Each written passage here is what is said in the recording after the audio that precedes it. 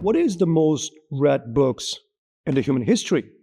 When I ask these questions to our students, and some of them was like Harry Potter, some of them is like Lord of the Rings. I think both are pretty good books, but I've never read that. I watched the movies. But there are groups of people that are interesting. They always say, hey, the most read book in the human history, the most popular, the most viral books, or Bible. Some of our Christian students will say that. And I totally agree with them. And also some of our Muslim students will say, Quran is one of the most read books as well. Now, in this case, I think both are most read books in the human history. But I still believe that Bible is much more people read Bible because literally came earlier than Quran. So now, why Bible or Quran was the most read book? If you look at Bible or Quran, those religious scriptures, what do you find is essentially telling you how to be a good human being. If you do good things, you can get reward. If you do bad things, you're going to get punishment. Now, when you look at law books, which is very similar, there's lots of articles in law books, lots of chapters in law books, and it's basically saying if you're a good citizen, you're going to be rewarded. If you're a bad citizen, you're going to get punished, right? But law books are so boring, so dry, so technical that we have to pay lawyers hundreds of thousands of dollars because they're willing to read that nasty books, right? Because it's very hard to read.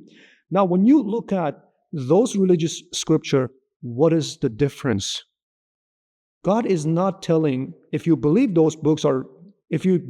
those books are sent by God, God is communicating with us with the story of Moses, David, Solomon, Jonah. You're gonna see lots of stories. In my particular favorite one is story of Moses. Pharaoh wanted to kill all the babies. The mother of Moses wanted to save Moses, and unfortunately, the mother would put the baby, Moses, in a basket and put him in the Nile River. Then very wife of the Moses would save that baby. Now the Moses would grow up as a prince in the palace of Pharaoh. And one day when he became adult, accidentally he would kill someone. He would escape the execution or the punishment of Pharaoh. He would become refugee. After many, many years, the God will reveal to him and say, Moses, you will have to go back and save your people. Moses would go back to Pharaoh and ask him, let my people go. Can you imagine Pharaoh was torturing, killing, and slaving those people of Moses? And Moses would save those people, pass the Red Sea, and eventually Pharaoh would get killed in the Red Sea. In this story that God is telling us, standing against tyranny, in this story God is telling us we have to stand up for the punished people, for the people who got enslaved. We have to free the slaves. All the stories that we've learned from that is we will never forget. Now, if you see that even God is communicating, for those who believe, even God is communicating humans with storytelling, don't you think storytelling is the most important way to make your story go viral? The communication, that the point that you want to communicate to go viral. That is why we love to watch Simba, because it's a similar story. Simba, his father get killed and Simba will escape and he will become refugee and he will grow up with Hakuna Matata and he will come back to save his land, his tribe, and his mother. Now he's going to become Lion King. It's a story of Lion King. That's how we sold on stories. And if you want to be successful in any profession, storytelling is the most important skills that you have to master. Now, I want you to ask yourself, I'm pretty sure most of you guys don't speak Japanese. And assume that if somebody says, hey, if you speak Japanese, I'll pay you $120,000. Now, can you lock yourself in the room in 4 weeks that you're going to start speaking fluent Japanese? It's very unrealistic. Learning language takes time. It takes months and months and months and years of practice. Now, the technical skills like throwing a basketball, fixing a car, writing code, if you really lock yourself in the room for a few weeks, you're going to be pretty good at technical skills. I want you to understand, soft skills, the development of soft skills, it takes time just learning a language. You can't learn language in 4 weeks. You can't practice your soft skills 4 weeks before you go to market.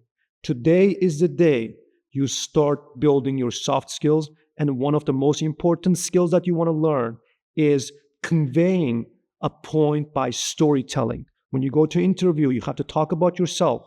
When you go to interview, you have to talk about how in your company, in your project, there were a particular problem and how did you solve it?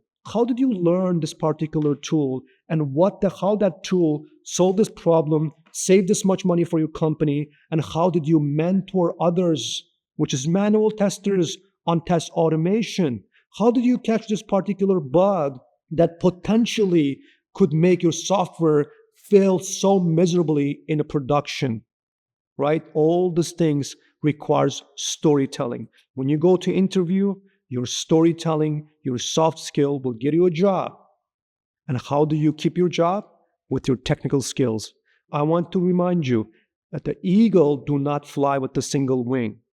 To fly, eagle needs both wings, which is the technical skills and the soft skills.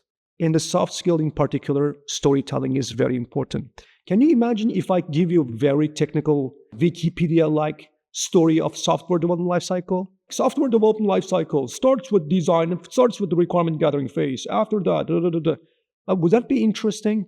I told you the story of Lily, lost her receipt, could not return her laptop.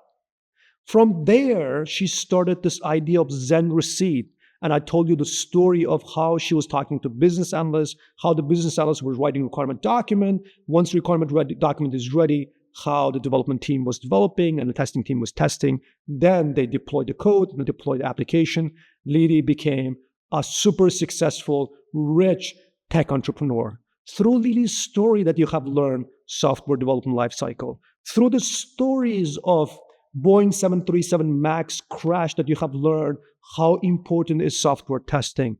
And storytelling is one of the most important skill set that you want to develop for the next 7 months that you have to almost practice every single day. When you go to interview, you're going to get offer in that interview. When you get a job, you will keep your job with a technical skill set. So remember, soft skill takes time. And remember, storytelling is one of the most important soft skills that you want to develop. Have a good day.